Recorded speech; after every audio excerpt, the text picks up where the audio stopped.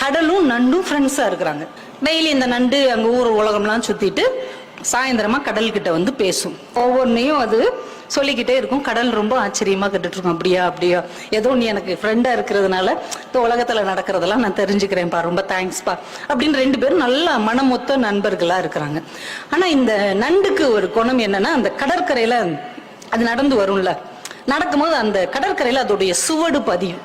அது பாக்குறதுக்கு நட்சத்திரம் மாதிரி அழகா இருக்கும். அதனால அதை நின்று அதை ரசிச்சுக்கிட்டே வரும். தன்னுடைய வலைக்குள்ள நுழையிறதுக்கு முன்னாடி திரும்பி பார்க்குமா, இந்த கடல் அலைய வச்சு அதை உடனே அழிச்சிரும்.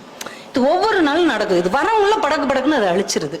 இந்த நண்டுக்கு மனசு என்னமோ பண்ணுது, நம்ம நண்பனுக்கு நம்ம மேல ஏதோ பொறாமை இருக்குதோ, அதால நடக்க முடியாது, நம்மளால நடக்க முடியுது, அந்த பொறாமையில இவன் நம்ம சூடு அழிச்சு விடுறானோ, நீங்க இவங்க கூட ஃப்ரெண்ட்ஷிப் வச்சுக்கலாமா வேணாமா, ஒரு பொறாமப்படுறவன்லாம் ஒரு நண்பனான்னு மனசுக்குள்ள நினைச்சுக்கிட்டே இருக்குது. இன்னொரு நாளைக்கு இதே மாதிரி பேசிட்டு வருது, வேகமா அதை அழிச்சிருச்சு. இது வலையில நின்று முறைச்சு பார்த்துக்கிட்டே இருக்குது. இன்னொரு நண்டு அந்த வழியாவே போகுது.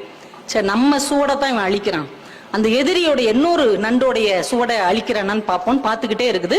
அந்த நண்டோடைய சுவடை இதை அழிக்கவே இல்லை. அந்த நண்டு ஹாயா நடந்து அந்த பக்கம் இருக்கிற ஒரு வலைக்குள்ள போகுது. இதுக்கு செம காண்டாயிருச்சு. உண்மையிலேயே இவன் நம்ம மேல மட்டும்தான் பொறாமப்படுறான் அப்படின்னு நினைச்சுக்கிட்டு இருக்கும் போதே அந்த வழியா ஒரு நரி வருது.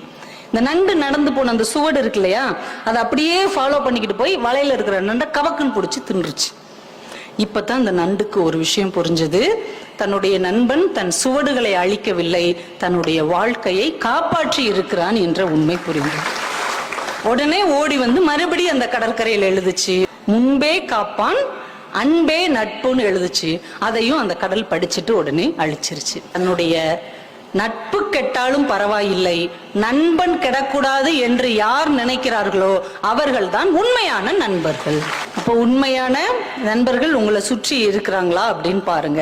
அப்படிப்பட்ட உண்மையான நண்பர்கள் உங்களுக்கு அமைந்தார்கள் என்றால் அவர்களை தக்க வைத்துக் கொள்ளுங்கள். ஏன்னா நம்ம வாழ்க்கையில ரொம்ப தடுக்கி விழுகிற இடம் இந்த நட்பாகத்தான் இருக்கும். இந்த நட்பு நல்ல விதமா அமைஞ்சிச்சுன்னா நீங்க வாழ்க்கையில வேற உயரங்களுக்கு நீங்க போக முடியும். அதே நட்பு கொஞ்சம் ஏறுக்கு மாறாக அமைந்து விட்டால் நம்ம எங்க போய் நிற்போம் அப்படிங்கிறதே நமக்கு தெரியாது.